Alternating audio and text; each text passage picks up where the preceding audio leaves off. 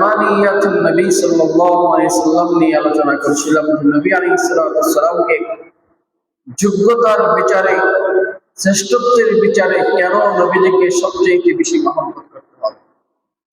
নবী আলাইহিস সালাম তিনি ছিলেন সর্বদিক থেকে শ্রেষ্ঠ, সকল দিক থেকে শ্রেষ্ঠ। গত জুমায় আমরা আলোচনা করেছিলাম নবী আলাইহিস সালাম তিনি রিসালাত এবং নবুয়তের দিক থেকেও শ্রেষ্ঠ নবী, শ্রেষ্ঠ রাসূল। কারণ পৃথিবীতে যত নবী রাসূল এসেছেন প্রত্যেক নবী গোত্রকেন্দ্রিক, বংশকেন্দ্রিক অথবা অঞ্চল কেন্দ্রিক অথবা নির্ধারিত সময় কেন্দ্রিক ছিল। নবী আলাইহিস সালামের নবুয়ত এবং রিসালাত এটা কিয়ামত পর্যন্তই সমস্ত যুগে সমস্ত মানুষের জন্যই এটা প্রয়োগ হবে। এই দিক থেকে নবীজির রিসালাত, নবীজির নবুয়ত সবচেয়ে পরিপূর্ণ। দ্বিতীয়ত চারিত্রিক বৈশিষ্ট্যতার দিক থেকেও নবী আলাইহিস সালাম তিনি ছিলেন পূর্ণ। আল্লাহ সুবহানাহু ওয়া তাআলা তার চারিত্রিক সনদ দিয়েছেন, ওয়া ইন্নাকা লাআলা খুলুকিন আযীম, নবী নিশ্চয়ই আপনি সর্বোত্তম চরিত্রের উপর অধিষ্ঠিত আছেন। একইভাবে মুজিজার দিক থেকেও নবী আলাইহিস সালামের মুজিজাগুলো অন্যান্য নবীদের মুজিজার চাইতে পরিপূর্ণ ছিল এবং শ্রেষ্ঠ ছিল, বেশি শক্তিশালী ছিল।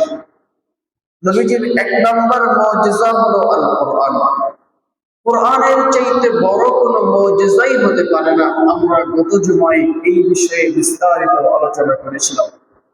শব্দমিল, অন্তমিল, অর্থ এবং পরিস্থিতি অনুযায়ী যে আয়াতগুলো অবতীর্ণ হয়েছে প্রত্যেকটা আয়াত ছিল ওই জামানার সবচেয়ে শ্রেষ্ঠ সাহিত্য মানের সর্বোচ্চ স্তরের।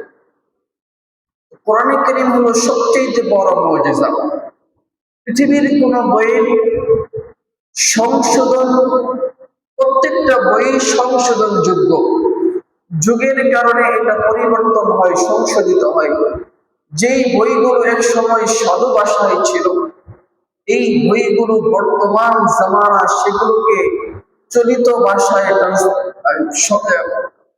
পরিবর্তন করা হয়েছে। কারণ সাধু ভাষার প্রচলন এক সময় খুব সহজ ছিল, সকলের মাঝে ছিল, কিন্তু এই জামানায় সাধু ভাষার প্রচলন নাই। এই জন্য অনেক বইগুলো চলিত ভাষায় নিয়ে আসা হয়েছে। পৃথিবীর সমস্ত বইগুলোই সংশোধনযোগ্য। পৃথিবীর সমস্ত বইগুলোর মধ্যে সন্দেহ নয়, বরং ভুল থাকার সম্ভাবনা আছে। কিন্তু কোরআনে কারীম এমন এক কিতাব, যে কিতাবের প্রথম পৃষ্ঠায় চ্যালেঞ্জ করা হয়েছে, যালিকাল কিতাবু লা রাইবা ফীহি, এটা এমন এক কিতাব যে কিতাবে ভুল তো দূরের কথা, সন্দেহের লেশমাত্র নাই। সূরা ফাতিহা থেকে নিয়ে সূরা নাস পর্যন্ত কোথাও সন্দেহের কোনো সুযোগ নেই।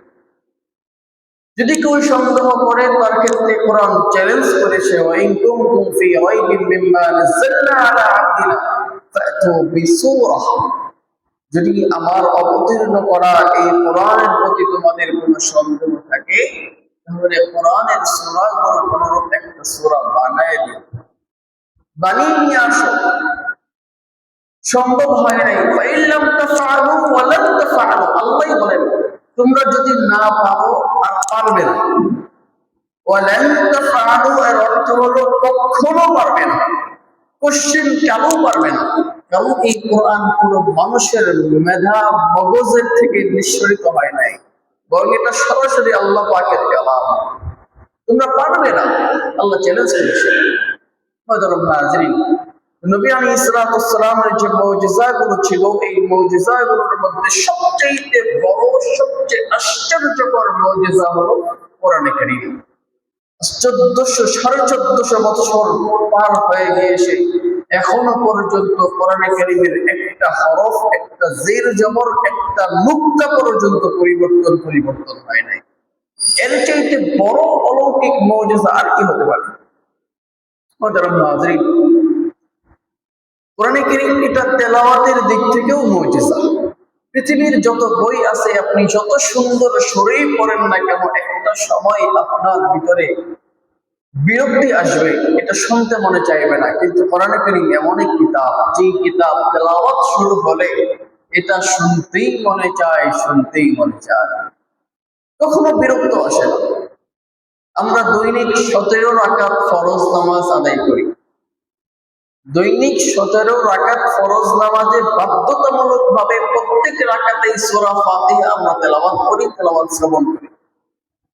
এই যে দিন যাচ্ছে, রাত হচ্ছে, প্রতিদিন রাতে 3 ওয়াক্ত নামাজে ইমাম কর্তৃক প্রতি রাকাতে সূরা ফাতিহা যে তেলাওয়াত করা হয়, কেউ কি আজ পর্যন্ত এমন কথা বলেছে অথবা কারো ভিতরে কি এমন অনুভূতি তৈরি হয়েছে যে এই সূরা ফাতিহা আর ভালো লাগে না, সূরা পরিবর্তন করা হোক?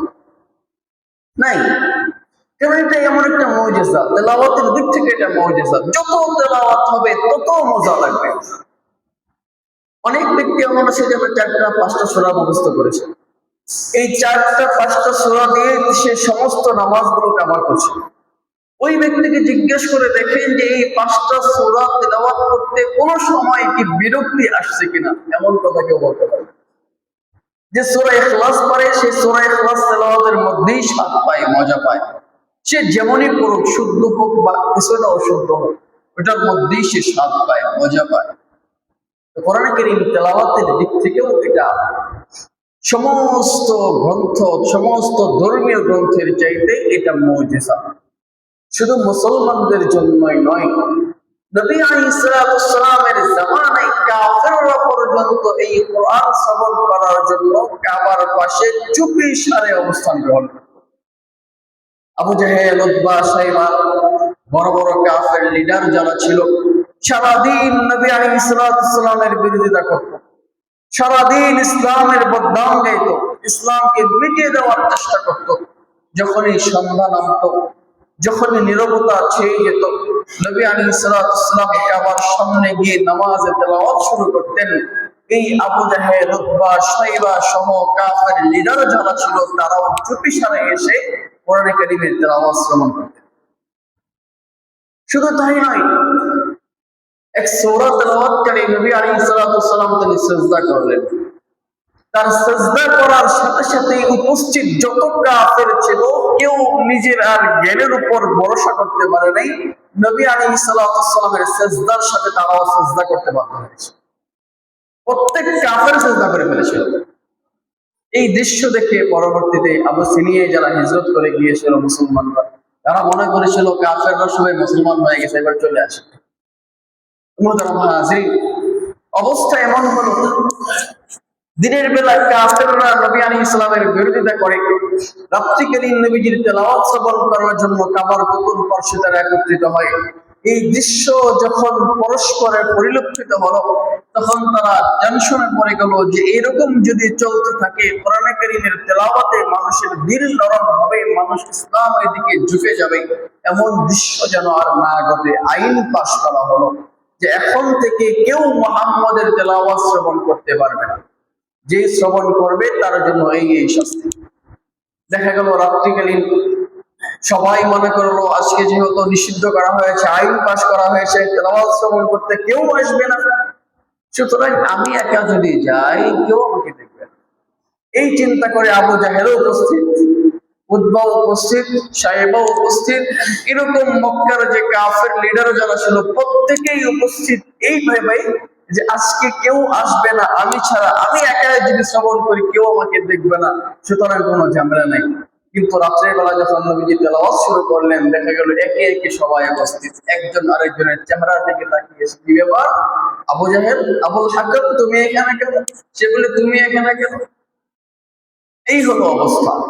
মোহতারাম হাজিরিন, কোরআন কারীমের তেলাওয়াত এটাও একটা মুজিজা। হযরত দাউদ আলাইহিস সালামের কণ্ঠস্বর ছিল অনেক অনেক সুমিষ্ট, অনেক সুরেলা। তিনি যখন জাবুর তেলাওয়াত করতেন, তখন গর্তের পিপিলিকেরা ঘর থেকে বের হয়ে যেত। একইভাবে সমুদ্রের নদীর মাঝখানা পর্যন্ত কিনারায় চলে আসতো, পাখালিরা পর্যন্ত একেবারে নীরব হয়ে যেত তার জাবুর তেলাওয়াত শুনতো। কিন্তু আমাদের নবী মুহাম্মদুর রাসূলুল্লাহ সাল্লাল্লাহু আলাইহি সাল্লামের তেলাওয়াতের সুর এত সুন্দর ছিল যে পাখালি নয়, বরং মক্কার যে সমস্ত মানুষেরা নবীর সারাদিন বিরোধিতা করত, সেই লোকেরাই নবী আলাইহিস সালামের তেলাওয়াত শোনার জন্য সন্ধ্যায় ভিড় জমাইত। মোহতারাম হাজিরিন, এই হলো কোরআন কারীম একটি মুজিজার একটা উদাহরণ। মোহতারাম হাজির, নবী আলাইহিস সালাতু ওয়াস সালামের আরেকটি মুজিজা ছিল চিকিৎসা। আল্লাহ রাব্বুল আলামিন হযরত ঈসা আলাইহিস সালাতু ওয়াস সালামকে চিকিৎসার মুজিজা দিয়েছিলেন। ঈসা আলাইহিস সালাতু ওয়াস সালামের জামানায় অনেক মানুষ এই চিকিৎসা বিদ্যায় পারদর্শী ছিল এবং অনেক গবেষণাগার ছিল চিকিৎসা কেন্দ্রিক। ওই জামানাটা ছিল চিকিৎসা শাস্ত্রের অনেক উন্নতির একটা জামানা। আল্লাহ রাব্বুল আলামিন ওই জামানায় নবী ঈসা আলাইহিস সালাতু ওয়াস সালামকে প্রেরণ করলেন। ওই জামানার যেটা নিয়ে সবচেয়ে বেশি চর্চা হয়, যে বিষয়টা সবচেয়ে বেশি গুরুত্বপূর্ণ, ওই বিষয়ের পূর্ণাঙ্গ যোগ্যতা, পূর্ণাঙ্গ শিক্ষা আল্লাহ ঈসা আলাইহিস সালামকে দিয়ে ঈসা আলাইহিস সালামকে প্রেরণ করেছিলেন। যেই কারণে সাধারণ চিকিৎসকরা চিকিৎসা করতে গেলে বিভিন্ন সরঞ্জামের প্রয়োজন ছিল। চক্ষু চিকিৎসা করার জন্য বিভিন্ন সরঞ্জামের প্রয়োজন ছিল, কিন্তু আল্লাহর নবী ঈসা আলাইহিস সালামকে আল্লাহ এমন মুজিজা দিলেন, তিনি মানুষের অন্ধ ব্যক্তির চোখের মধ্যে হাত স্পর্শ করলেই তার চক্ষু ভালো হয়ে যেত, যেটা ওই জামানায় কারো পক্ষে সম্ভব ছিল না। আল্লাহ তাআলা প্রত্যেক জামানার নবীদেরকে এমন মুজিজা দিয়েছেন যে ওই জামানায় ওর আশপাশে কেউ যেতে পারে নাই, এবং ওই জামানার একটা বিশেষ চর্চা ছিল। ঈসা আলাইহিস সালামের জাতির কাছে চিকিৎসা বিদ্যার খুব চর্চা ছিল। আল্লাহ রাব্বুল আলামিন ঈসা আলাইহিস সালামকে এমন চিকিৎসা জ্ঞান দিয়েছিলেন যে কোনো সরঞ্জাম ছাড়াই তিনি কুষ্ঠ রোগীকে স্পর্শ করলে তার কুষ্ঠ রোগ ভালো হয়ে যেত, শ্বেত রোগ ভালো হয়ে যেত। অন্ধ ব্যক্তির চোখে স্পর্শ করার সাথে সাথেই তার চক্ষু পর্যন্ত ভালো হয়ে যেত। শুধু তাই নয়, যেটা পৃথিবীর কোন চিকিৎসক করতে পারে নাই, আল্লাহ তাআলা নবী ঈসা আলাইহিস সালামকে সেই মুজিজা দিয়েছিলেন, তিনি মৃত ব্যক্তিকে জীবিত পর্যন্ত করতে পারতেন। মৃত ব্যক্তিকে জীবিত করতে পারতেন। মুহতারাম হাজির, তো নবী আলাইহিস সালাতু ওয়াস সালামকে আল্লাহ তাআলা এই চিকিৎসার মুজিজা দিয়েছিলেন। যেমন মদিনার একজন বড় ইহুদি ছিল আবু রাফে নামে। এই আবু রাফে মদিনায় সে তার দুর্গে অবস্থান করে নবী আলাইহিস সালামের বিরুদ্ধাচরণ করত, নবীজিকে গালিগালাজ করত, নবী এবং আল্লাহকে কষ্ট দিত। আল্লাহ রাসূল সাল্লাল্লাহু আলাইহি ওয়াসাল্লাম একদিন বললেন, মান লি আবি রাফে, আবু রাফেকে শাস্তি দেওয়ার জন্য কে প্রস্তুত আছে? তখন হযরত আব্দুল্লাহ ইবনে আতিক রাদিয়াল্লাহু তাআলা আনহু, সেই বুখারীর বর্ণনা, তিনি দাঁড়িয়ে গেলেন, ইয়া রাসূলুল্লাহ, আমাকে আপনি অনুমতি দেন। ঠিক আছে, তোমাকে অনুমতি দেওয়া হবে। হযরত আব্দুল্লাহ ইবনে আতিক রাদিয়াল্লাহু তাআলা আনহু আরো কয়েকজন সাহাবায়ে কেরামের একটা দল নিয়ে আবু রাফে যে দুর্গে অবস্থান করত, সেই দুর্গের গেটের কাছে সন্ধ্যার সময় একত্রিত হলেন এবং দাঁড়িয়ে গেলেন।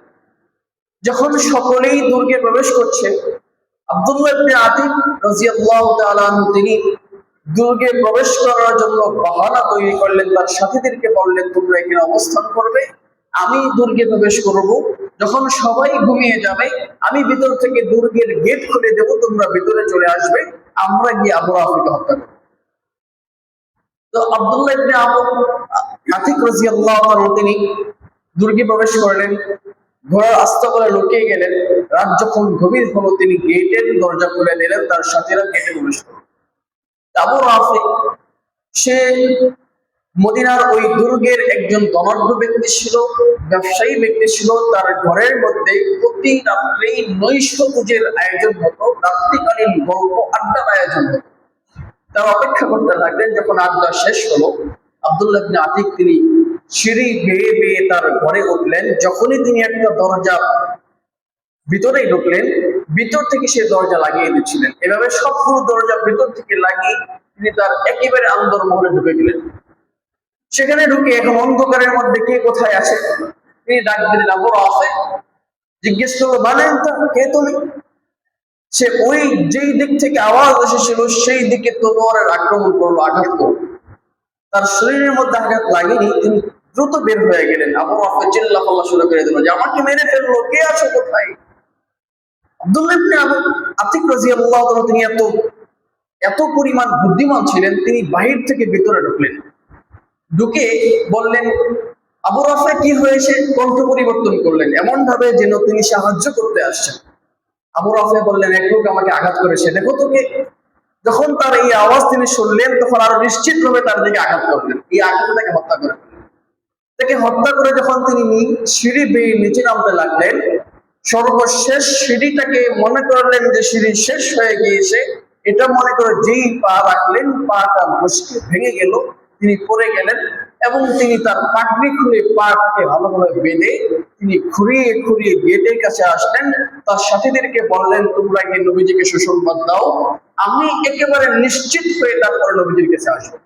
সকালবেলা যখন ঘোষণা হলো আবু রাফেকে হত্যা করা হয়েছে, এই সংবাদ শুনে তিনি নবীজির কাছে গেলেন, গিয়ে সমস্ত বিবরণ শোনাইলেন এবং তিনি বললেন, ইয়া রাসূলুল্লাহ, আমার পাটা ভেঙে গিয়েছে, আমি আমার পাটাকে পাগড়ি দিয়ে বেঁধে নিয়ে আসছি। নবী আলাইহিস সালাম তিনি বললেন, তুমি তোমার পাটাকে বিছায়া দাও। তিনি নবী সাল্লাল্লাহু আলাইহি ওয়াসাল্লাম রিজলি আমার পাটাকে বিছাইলেন, স্পর্শ করে দিলেন, এমন সুস্থতা অনুভব করলাম যে কখনো আমার এই পায়ে কিছুই হয় নাই। নবী আলাইহিস সালামের হাতের মধ্যে আল্লাহ এই মুজিজা দিয়েছেন। সহিহ বুখারী সহিহ মুসলিমের হাদিস।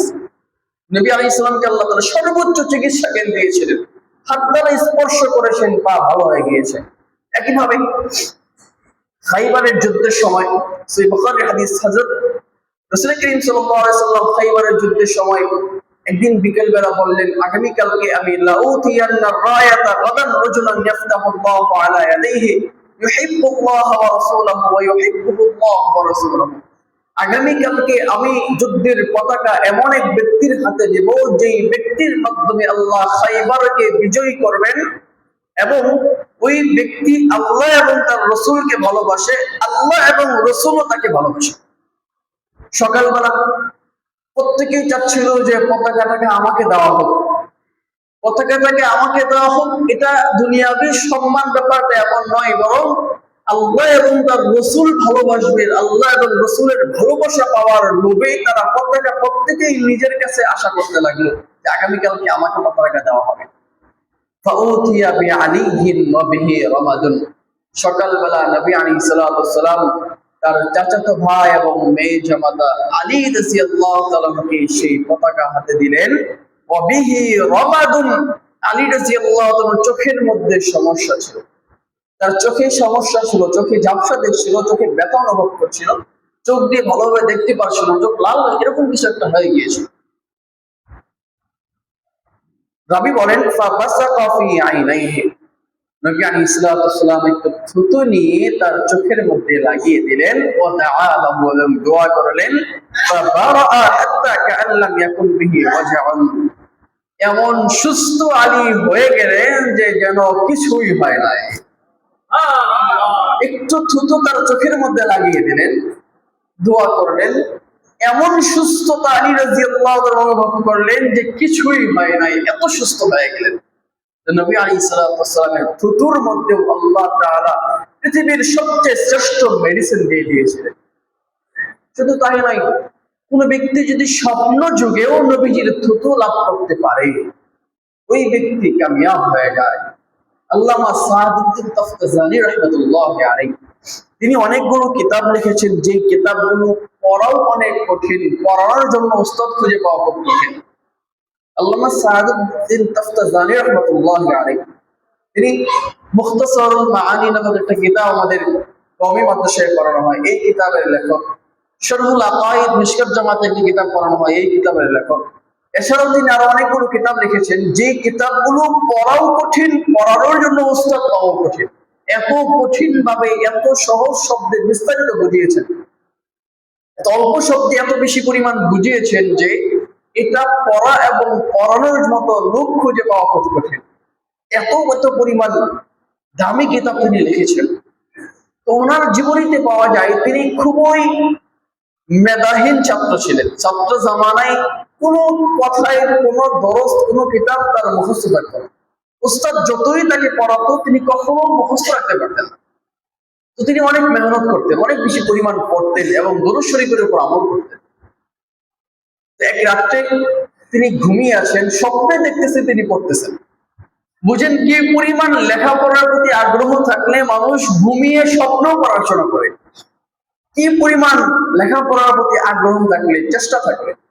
আর আমাদের ছেলেরা, আমাদের ছাত্ররা বাস্তবেই পড়ে না, সারাদিন আছে মোবাইল ইত্যাদি এগুলোর বিষয়ে।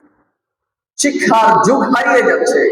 না মাদ্রাসাগুলোতে এরকম পড়াশোনা হচ্ছে, না স্কুল কলেজ ভার্সিটিতে সেরকম পড়াশোনা হচ্ছে।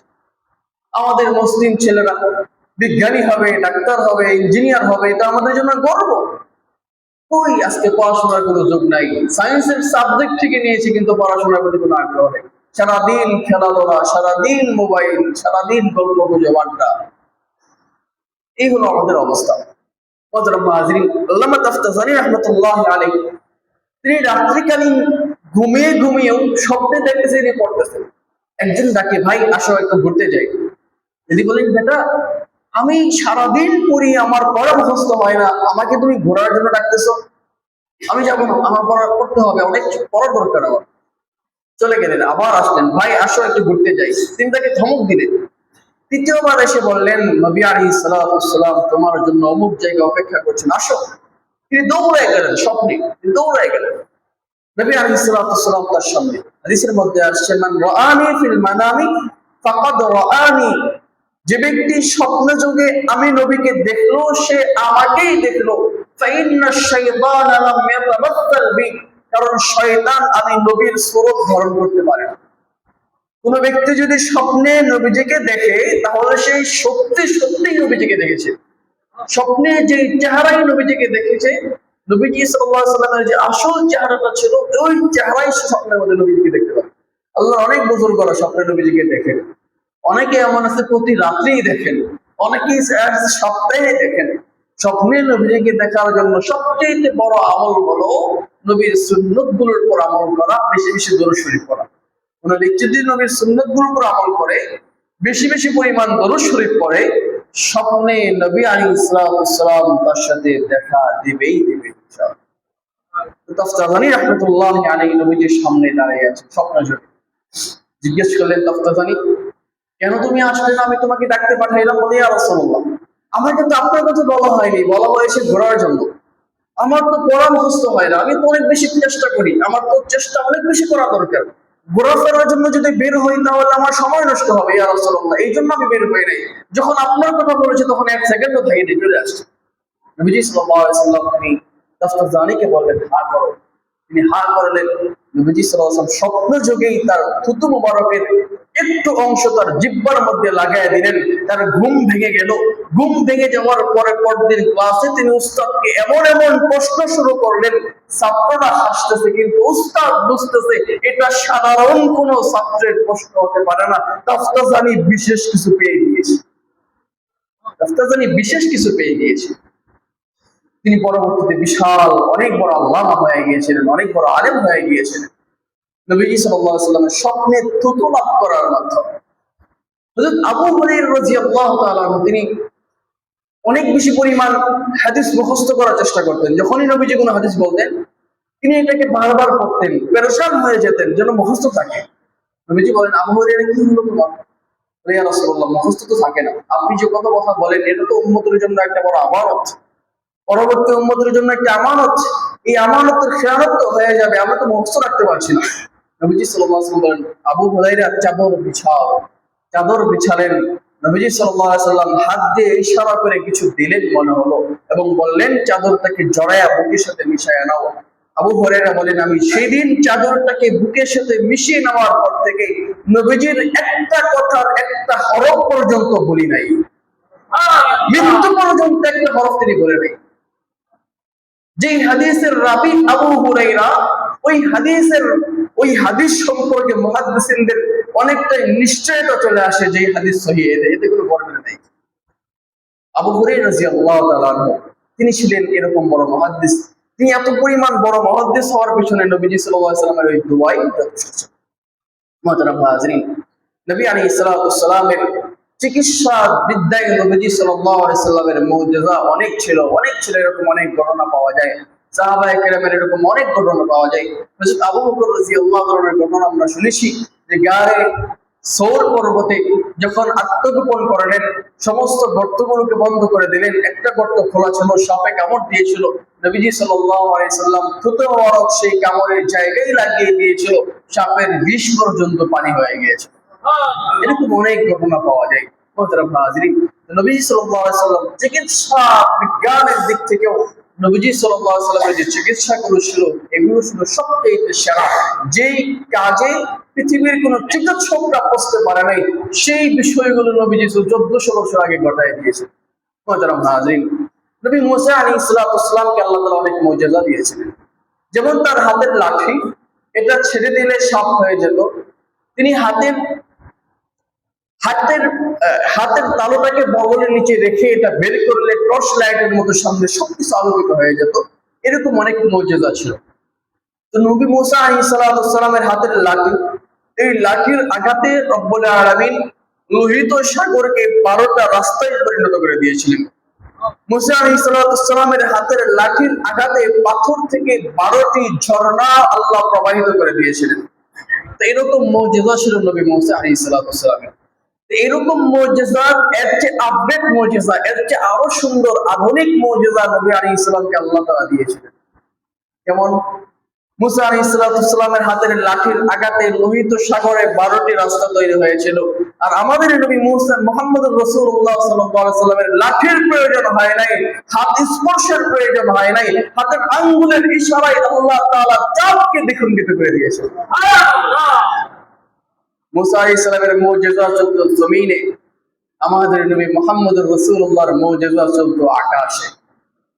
মুসা আলাইহিস সালাম তিনি ছিলেন কালিমুল্লাহ, আল্লাহর সাথে তিনি কথা বলেছেন, আল্লাহর সাথে কথা বলেছেন। তিনি দূর পাহাড়ে ছিলেন, আল্লাহ আকাশে সমাসীন ছিলেন, এইভাবে কথা হয়েছে।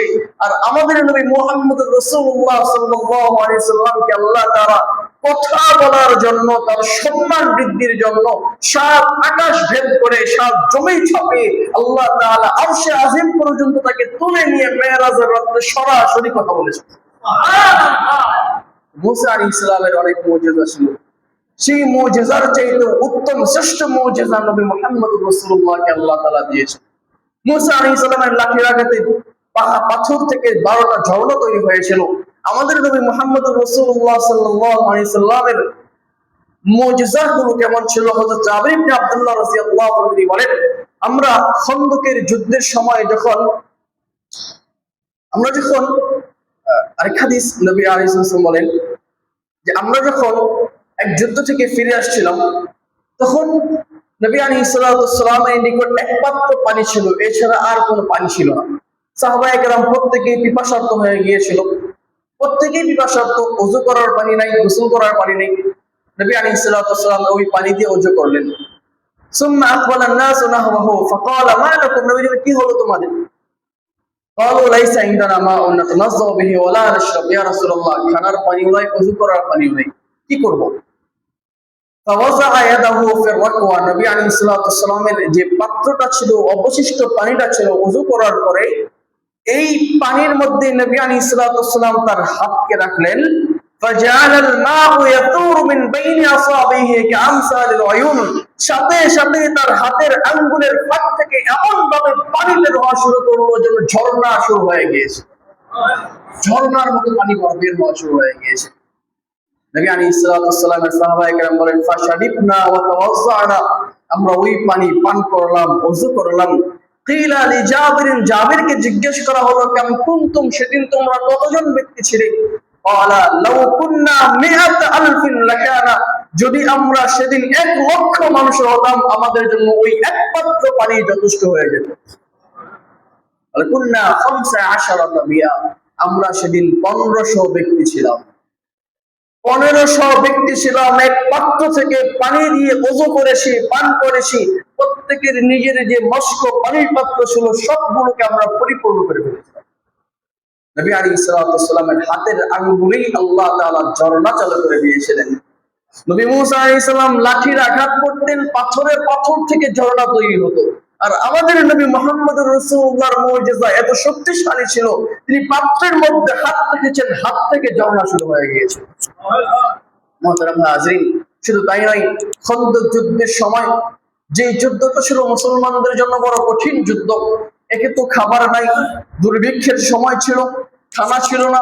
3000 সাহাবায়ে কেরাম একাধারে খন্দক খনন করছিল। নবী আলাইহিস সালাম সহ সাহাবায়ে কেরাম প্রত্যেকেই ক্ষুধার্ত। ক্ষুধার জ্বালা নিবারণের জন্য তারা পাথরকে ঠান্ডা লাগানোর জন্য পেটের মধ্যে বেঁধেছিলেন। ইয়া রাসূলুল্লাহ, দেখেন ক্ষুধার কারণে পেটের মধ্যে পাথর বেঁধেছি। নবী আলাইহিস সালাম নিজের কাপড় তুলে বললেন, তোমরা একটা করে পাথর বেঁধেছো, আমি রাসূল 2টা পাথর আমার পেটের মধ্যে বেঁধেছি। আমি রাসূল 2টা পাথর নিয়ে বেঁধেছি।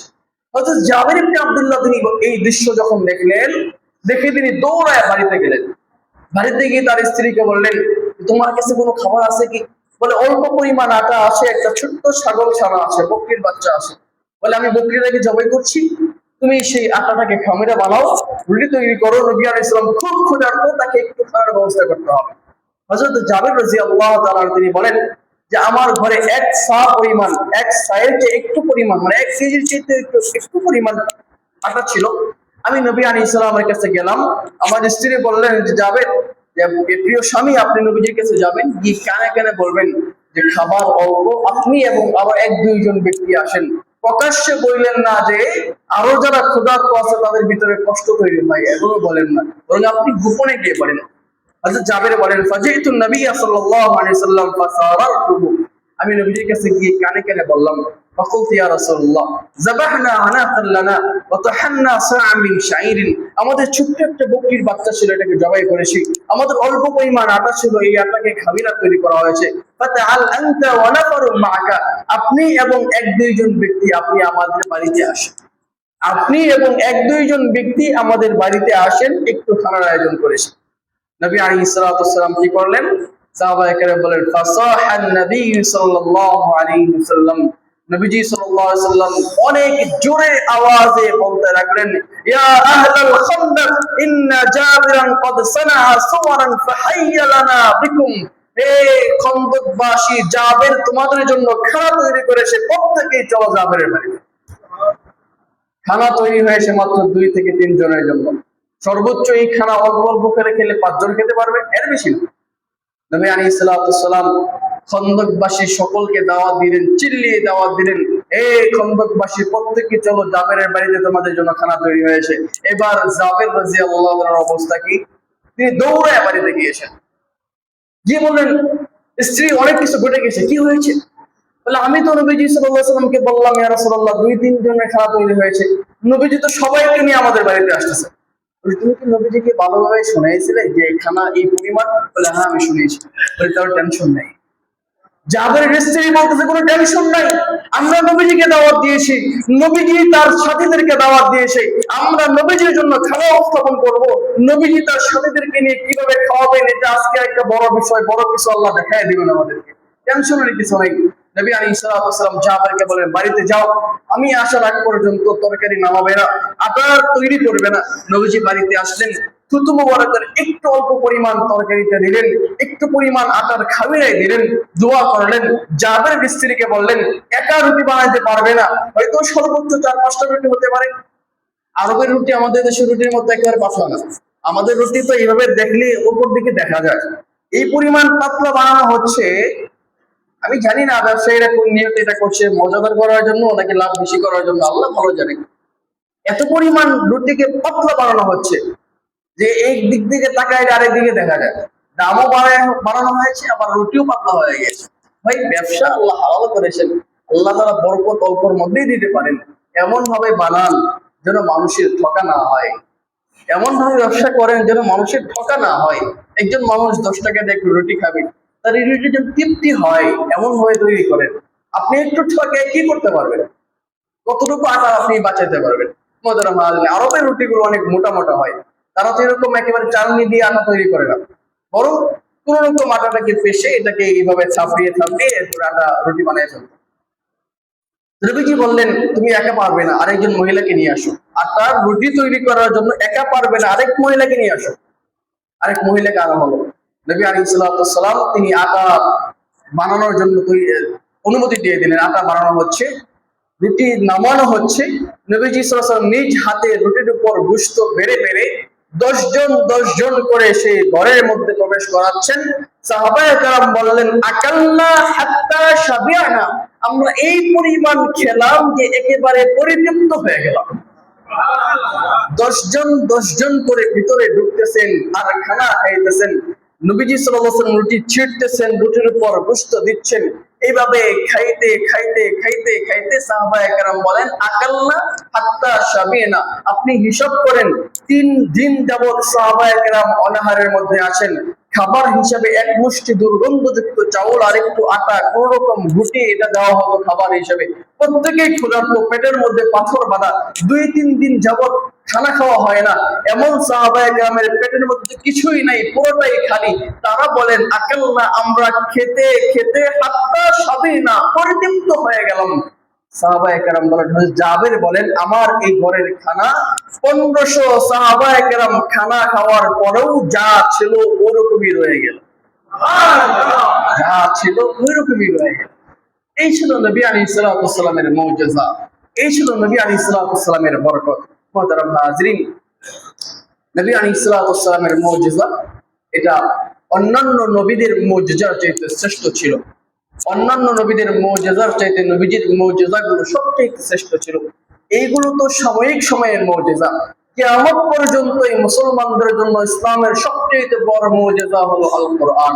সুতরাং কোরআনটাকে আমাদের জীবনে নিয়ে আসতে হবে, কোরআন অনুযায়ী নিজের জীবনকে গঠন করতে হবে, তাহলেই আমাদের জীবনের সফলতা আসবে, না হয় সফলতা আসবে না। মুহতারাম হাজিরিন, নবী একদিন সাহাবায়ে কেরাম বলতে লাগলেন, ইয়া রাসূলুল্লাহ, মুসা তো কালিমুল্লাহ, আল্লাহর সাথে তিনি কথা বলেছেন কালিমুল্লাহ। ঈসা রূহুল্লাহ, তার মধ্যে আল্লাহ নিজের রূহ ফুঁকে দিয়েছিলেন, ঈসা রূহুল্লাহ। ইব্রাহিম খলিলুল্লাহ, আল্লাহর বন্ধু। তো আপনার ব্যাপারে আমরা কি বলবো? নবী আলাইহিস সালাতু ওয়াস সালাম তিনি বললেন, ঈসা ছিল রূহুল্লাহ, মুসা ছিল কালিমুল্লাহ, ইব্রাহিম ছিল খলিলুল্লাহ, আর আমি মুহাম্মদ হলাম হাবিবুল্লাহ। হাবিবুল্লাহ আর খলিলুল্লাহর মধ্যে পার্থক্য। খলিলুল্লাহ বলা হয় আল্লাহর এমন বন্ধুকে যার কাজ হলো আল্লাহকে সন্তুষ্ট করা। খলিলুল্লাহ বলা হয় এমন বন্ধুকে যে বন্ধুর কাজ হলো আল্লাহকে সন্তুষ্ট করা। আর হাবিবুল্লাহ অর্থ আল্লাহর বন্ধু, তবে এমন বন্ধু যে বন্ধুকে খুশি করার দায়িত্ব আল্লাহ নিজে নিয়ে নিয়েছে। ইব্রাহিম আলাইহিস সালাম সকল কাজে সকল ক্ষেত্রে আল্লাহকে খুশি করার চেষ্টা করতেন। আর আমাদের নবী হলেন হাবিবুল্লাহ, আল্লাহর এমন বন্ধু যে বন্ধুর সকল ক্ষেত্রে আল্লাহ বন্ধুকে খুশি করার জন্য সবকিছু করতেন, বন্ধুকে খুশি করতেন। যখনই সমস্যা তখনই খুশি করতেন। এরকম অনেক দৃষ্টান্ত আছে। বিশেষ করে একদিন নবী আলাইহিস সালাম সাহাবায়ে কেরামকে নিয়ে বসলেন এবং বললেন, তোমাদের পূর্বের জামানায় এক ব্যক্তি ছিল, যে ব্যক্তি 1000 মাস পর্যন্ত দিনের বেলা আল্লাহর রাস্তায় যুদ্ধ করেছে, রাতের বেলা আল্লাহর সামনে দাঁড়িয়ে ইবাদত করেছে। 1000 মাস, প্রায় 84 বছর একটানা। এই সময়ের মধ্যে এক চুল পরিমাণ নাফরমানি করে না, এক চুল পরিমাণ গুনাহ করে না। সাহাবায়ে কেরাম আশ্চর্য হলেন এবং বললেন, ইয়া রাসূলুল্লাহ, আমরা তো এই পরিমাণ হায়াতি পাবো না, আমরা তো এই পরিমাণ হায়াতি পাবো না, আমল কিভাবে করবো? কাল কিয়ামতের দিন তো তারা বিশাল আমল নিয়ে উঠবে, আমরা কি নিয়ে উঠবো? আমাদের তো জিন্দেগি 60-65 বছরের জিন্দেগি, এই সময় আমরা কতটুকুই আমল করতে পারবো? নবী আলাইহিস সালামের মন খারাপ, কষ্ট তৈরি হয়ে গেল। ঠিকই তো, তাদের তো হায়াত অনেক লম্বা ছিল, আমল অনেক বেশি ছিল, আমল উম্মতের তো হায়াত অনেক কম। এই অল্প হায়াতের মধ্যে কি আমল বেশি করতে পারবে? নবী আলাইহিস সালামের মন খারাপ। আল্লাহ বলেন, আপনি আমার হাবিব, আপনি আমার বন্ধু, আপনাকে সন্তুষ্ট করার দায়িত্ব আমি আল্লাহর। সাথে সাথে আল্লাহ রাব্বুল আলামিন সূরাতুল কদর অবতীর্ণ করলেন, লাইলাতুল কদর খায়রুম মিন আলফি শাহর। নবী, আমি আপনার উম্মতকে হায়াত লম্বা দেই নাই, প্রত্যেক বছর একটা করে রাত্রি দিয়েছি। ওই এক রাত্র 12 ঘন্টা সময় যদি আপনার উম্মত ইবাদত করে, আমি 1000 মাস ইবাদত করার চেয়ে বেশি সওয়াব দিয়ে দেব। নবীজির মন খারাপ, নবীজির অন্তরের মধ্যে কষ্ট জমেছিল যে আমার উম্মতের হায়াত কম, অল্প আমল নিয়ে কিভাবে উঠবে কিয়ামতের দিন। নবী আলাইহিস সালামের মন খুশি করার জন্য আল্লাহ রাব্বুল আলামিন আমাদেরকে কদরের রাত্রি দিয়ে দিলেন। 12 ঘন্টা সময় ইবাদত করলে আল্লাহ সুবহানাহু ওয়া তাআলা আমাদের আমলনামায় 1000 মাস তথা 84 বছর একটানা ইবাদত করার সমান সওয়াব দিয়ে দিবেন। এটা জীবনে একবার নয়, বছরে একবার। এটা জীবনে একবার নয়, বছরে একবার। হিসাব করেন, আমাদের হায়াত যদি হয় 60 বছর, 15 বছর বালাগাতের সময়, প্রাপ্তবয়স্ক হওয়ার সময়, 15 থেকে নিয়ে 60 বছর পর্যন্ত 45 বছর। এই 45 বছরে আল্লাহ তাআলা 45টা রাত্র রেখেছেন। এক একটা রাত্রির দাম পূর্বের জামানার 1000 মাস ইবাদত করার চাইতে বেশি উত্তম।